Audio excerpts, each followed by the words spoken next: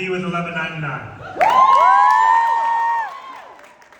Now, before I begin, I just want to start by addressing today's Supreme Court ruling. Yes. A ruling to end temporary protected status for Haitian and Syrian immigrants. I know that there are many here for whom a day of joy instantly became a day of anxiety, of fear. For anyone who is feeling that, for anyone who loves someone who is feeling that, please hear me loud and clear when I say New York City is your home. Not only do you belong here, you are a New Yorker. And you will always be a New Yorker. Because no matter what cruelty may come your way, whether from the Supreme Court or from Washington, D.C., City Hall is going to stand with you. We're going to do it today, we're going to do it tomorrow, we're going to do it every single day after that. And I want to say specifically to our Haitian immigrants, it is so unspeakably cruel that a country that taught the world the meaning of freedom is now made to worry about its own. We owe Haiti a great debt. It is a debt in ideals, and it is also a debt in solidarity. And we must show that we believe that solidarity each and every day in our actions. And I am thankful to be able to be the mayor of our city and to say that we are going to do exactly that at our City Hall. Now I want to turn our attention back to why we originally gathered here this evening. Our incredible graduates. Let's hear it for them. I said it was an honor to be here with you, and that's the truth, because you are at the heart of our healthcare system. You are the hard-working members of 1199, and we know that when your health is on the line, you want 1199. So I want to thank 1199 SEIU President Yvonne Armstrong. I want to thank Secretary-Treasurer Veronica Turner-Biggs. I want to thank President Mark Kramer of the League of Voluntary Hospitals and Homes. And I also want to thank the loved ones who are here this evening. We can have a round of applause. Because we know that behind every degree, behind every credential, is a world of support. It's a spouse who prepared late night study snacks, a child who practiced flashcards with their parents, a friend who urged our graduates to reach for that next step and enroll in school, and even a situationship who finally texted back. They all count. And I also want to thank the staff of the New York Marriott Marquis for making tonight possible.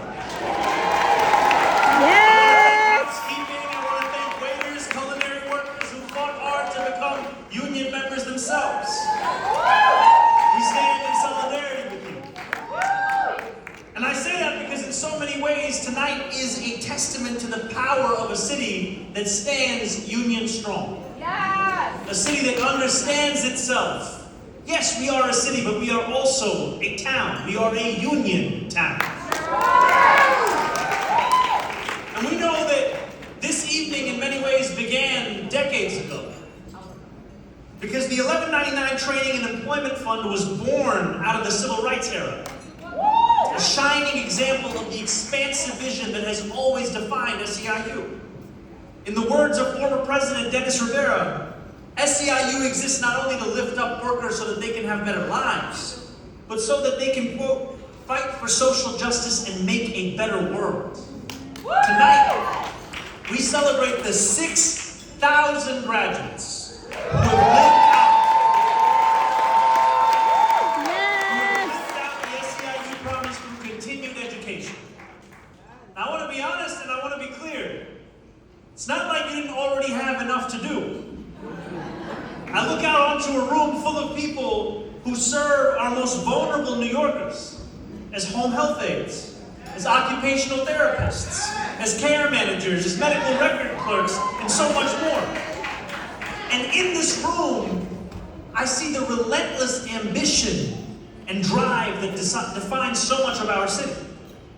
The many challenges you had to overcome just to get to this evening. More than 2,500 of you immigrated here from another country. More than 1,600 of you speak multiple languages. Yes. And so many of you are working parents. You're looking after an aging family member. You're caring for a neighbor who needs help. When you provide solace and comfort, you do so not only because it's a job, it's a purpose. And yet, no matter what language you speak, no matter what country you were born in, every single one of you is bonded this evening by a shared determination. Each of you was juggling multiple caseloads and night shifts, family obligations and bills due, and still thought, why not take on more? To possess that kind of ambition, when you do the work that you do, to take care of others, to accept daily sacrifice, to show up for your colleagues, and to still want to go deeper, to still want to do more, that is nothing short of extraordinary.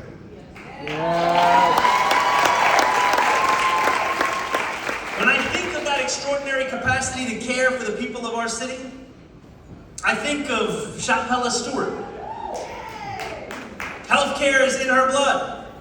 Her mother worked at the Bronx Care Health System's emergency room for 43 years.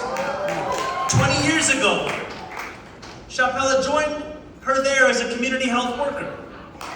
She loved the energy, the urgency of the emergency room. But the longer she worked at Bronx Care, the more she encountered the same problems. Patients that used the ER as their primary care doctor because they had nowhere else to go. Buses that ran too slow and led to missed appointments. Resources that were difficult to access that could offer much needed financial relief if only more people knew that they existed. She wanted to help her patients before they came into the emergency room, before they were drowning in debt. So a friend encouraged her to take a couple classes in public health and see how she liked it. She loved it. She enrolled at Monroe University. And despite receiving a breast cancer diagnosis while completing her studies, she did not slow down. She didn't stop working or reduce her caseload. Today, Chapella graduates with a Bachelor's of Science in Public Health. I think too of Joel Brito. He grew up in the 80s and early 90s when the crack epidemic was reaching its peak. He lost several people close to him to overdoses. So he decided to pour his grief into action, becoming a medical record clerk with a focus on patients suffering from substance abuse disorder. While working in the South Bronx, he kept seeing how few health counselors there actually were on the ground, supporting those with those kinds of disorders. So he decided to go back to school and do something about it. Today, Joel graduates with a master's in public health. I think too of Madeline Mora, who loved working as an occupational therapist in a nursing home, but wanted to be more involved in her patients' lives. So she went back to school. Today, Madeline graduates with a Bachelor's of Science in Nursing. What is clear from each of these graduates and from the incredible student speakers that we're going to hear from today is that we are not just celebrating 6,000 diplomas earned. We are celebrating 6,000 stories of purpose uncovered, of challenges overcome, of dreams finally realized. Today, we don't simply honor your pasts. We also celebrate the incredible future that you are about to begin.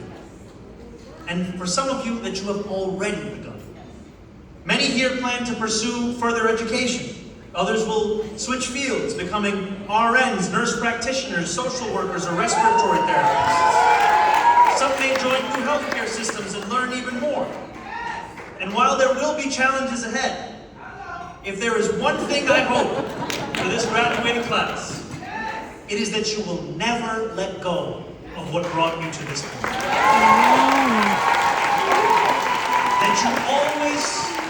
That you always hold close that steadfast faith in your ability to overcome any challenge, to excel no matter the obstacle.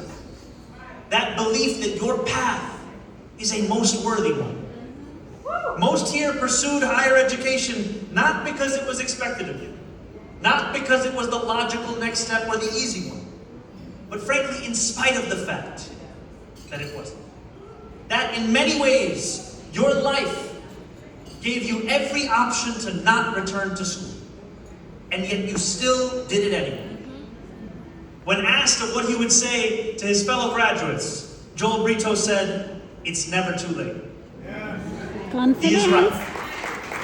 And so I want to tell you that not only have your journeys only just begun, that you are inspirations to more than simply your family, your friends, your colleagues. You are inspirations to this entire city.